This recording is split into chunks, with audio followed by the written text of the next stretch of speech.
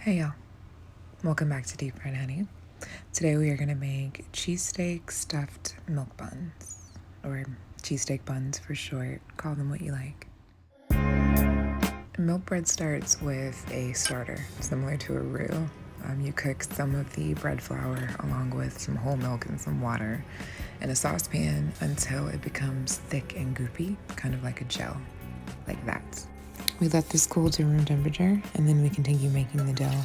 It's milk, melted butter, the starter, yeast, sugar, salt, and I think that's it.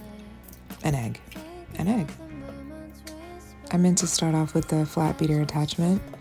As you can see, I realized my mistake. The flat beater is used to just get the dough together, to mix all the ingredients, and then to incorporate the flour. After the dough was formed, switched to the dough hook and kneaded for 10 minutes on medium speed.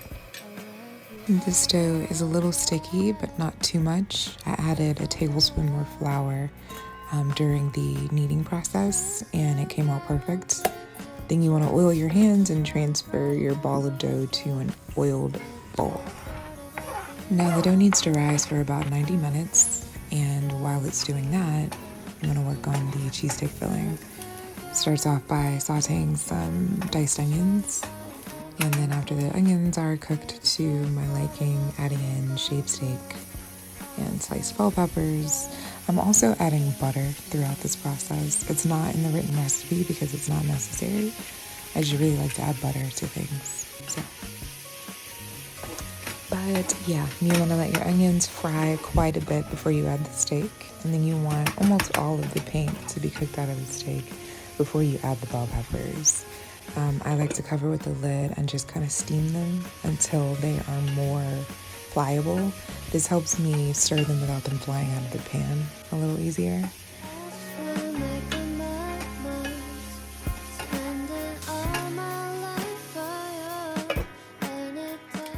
After the peppers are cooked to my liking, I layer it with some plain old Kraft singles. I'm using a mix of white and yellow because that's what I have in my refrigerator. And then I'm just going to let this melt completely.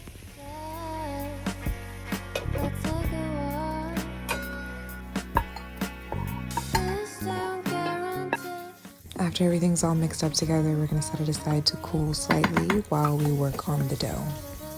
So you guys know normally I'd punch the shit out of that dough, but we're being gentle with this dough, so just a gentle poke to release the gases. And then I'm going to use floured hands to pat it out, and then a knife to split it into 8 sections.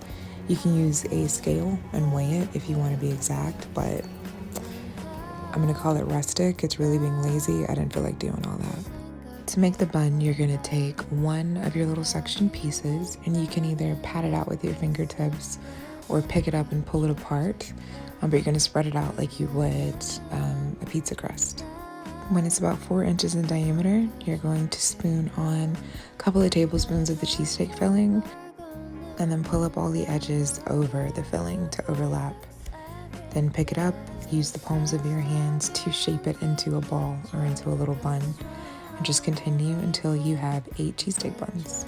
If you do it right, you won't have any cheesesteak filling left over. I had a spoonful, I ate it.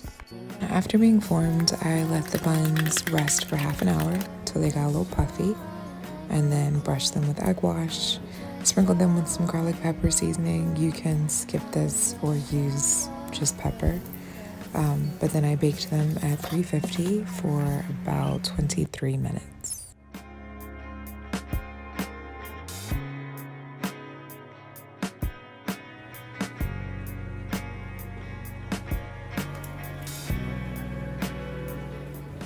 And voila, here are our cheesesteak buns.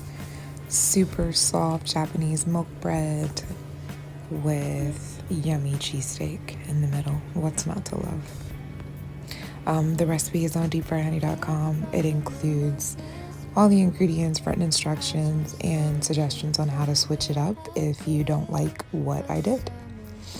As always, thank you for spending a few minutes out of your day with me. I hope you have a good one. Bye.